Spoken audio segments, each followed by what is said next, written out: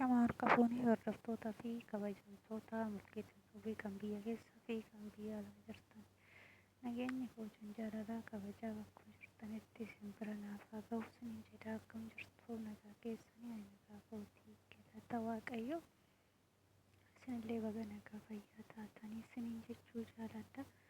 Akkasuma ta'uun gara viidiyoo keenyatti hin darbineen dura warra mana kanaaf haaraa taatan sabiskiraayib laayik gochuu hin dagatinaadha. Gaduma viidiyoo kiyyaatitti nu wajjin turaa isiniin jedha. Murgeeta maal qabattee dhufte jechuun keetiin isin oolu akkuma viidiyoo irratti argaa jirtan kana jechuudha. Dhugaa wanni deemaa jiru waan baay'ee nama jibbisiisaatii fi waan baay'ee bakka waan ilma namaati irratti raawwachaa jira walirratti. Kanaafuu innillee akkuma agartan kana iskiriinii gubbaa irratti abbaa manaa duniyaa jechuudha abdiitti qoricha hojjisiisanii jechuudha akka inni mana ofii jibbu akka inni haadha manaa ofii jibbu itti hojjisiiste jechuudha dubartittiin. Ishiinis eenyu walii galtee micciirii walii galtee jechuudha. Micciirri akkuma beektan dura mashaakala itti godhaa ture duniyaa fi abdiitti.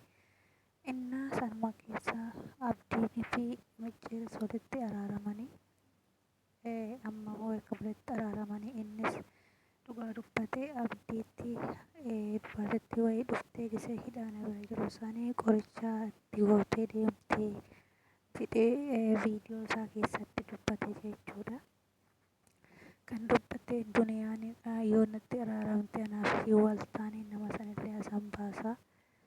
Dubartitti asiin baasaa hin hubatutti qoricha itti goote sanii duniyaan natti araaramu jedheen. Duniyaanis akkuma duraa isaanii natti jijjiirama. Duras dhiifama jedhee uummata Oromoo fuulduratti dhiifama nu gaafatee nutti deebi'ee abdii qabee ani dhiifama isaan barbaadu jettee dubbattee jirti jechuudha.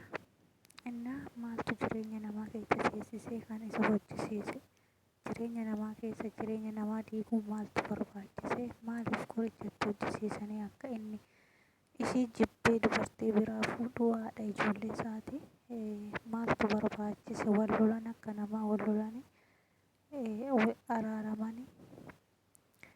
Innaa kun hunduu abdiinis duniyaa manaa baasee yaaddu san keessa dhaqee micciirri abdiitti araarame. Dhugaa waan baay'ee nama jibbisiisuu fi waan baay'ee fokkataadha jechuudha wanni isaan walirratti raawwachaa jiranii. Isaanii siilii walirratti hojjetanii siiliidhaan wal maraachaa jiranii. Innaa kun cubbuutti seenanii waaqayyoonillee walitti bu'anii jireenya namaa keessallee seenanii jireenya namaatitti fixaafatan jechuudha. Innaan micciirillee amma abdiitti goosisee abdiin akkuma asirratti argitan kana isheerratti bitanii isheen itti qara'aa jira. Baay'ee tokko ulfaata jechuudha. Dhugaa rabbii halkan guutuu akkuma dubartii yaame kanatti bulaa jettee duniyaan dubbattee jirti jechuudha viidiyoo ishee keessatti. Innaa warra yemmuu keessa jiru dhugaa rabbii rabbiitti isaan irraa haa fuudhu.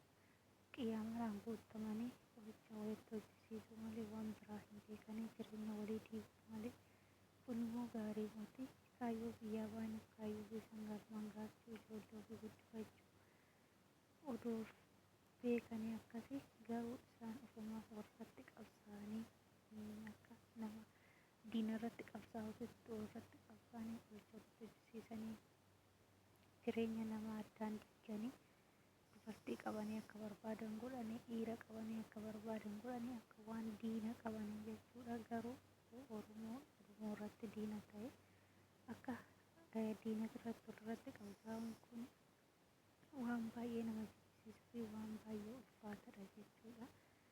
Innaa maaliif kun barbaachise? Dhugaa Oromoo kan afaan tokko dubbatu maaliif kana irratti akkatti qabsaa'u jechuudha. Namni wal ta'ee lamni tokko wal ta'ee jechuudha diina ofirraa oolcha malee ofumaaf garagalee diina walitti ta'ee walitti hin qabsaa'u jechuudha. Garuu isaan ofumaaf ofitti garagalanii walitti qabsaa'anii oduu seegaa biraa ta'anii seegaa biraatiif akkatti hojjetanii nurratti akka nuuf wal loluu walitti qabsoomuuf jedhanii garuu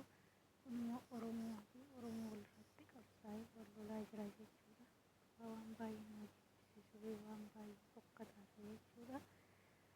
Innaa abdiidhaafis duniyaadha du'aa eeguudhaafi Waaqayyo abdiillee haa fayyisu, Waaqayyo jireenya isaa haa deebisu jedhaatii duniyaadhaaf illee abdiidhaaf illee du'aa eeguudhaaf Waaqayyo hundumaa beekadha waan ta'eef akka inni jireenya ofii jibbee argaa duniyaa jibbu kanatti hin ulfaata jechuudha. Maaliif nama tokko jireenya isaa keessatti kanaafuu hordoftoota biyyaa du'aa eeguudhaaf Rabbii haa fayyisu jedhaatii abbaa ilmootii haadha ilmootii fi abbaan ilmoo addaan immoo baay'ee ulfaata. Waaqayyo isaa haa fayyisu jedhaa du'aa eeguudhaaf nagaa fayyaanaaf ta'a turtii gaarii isiniif haa ta'u.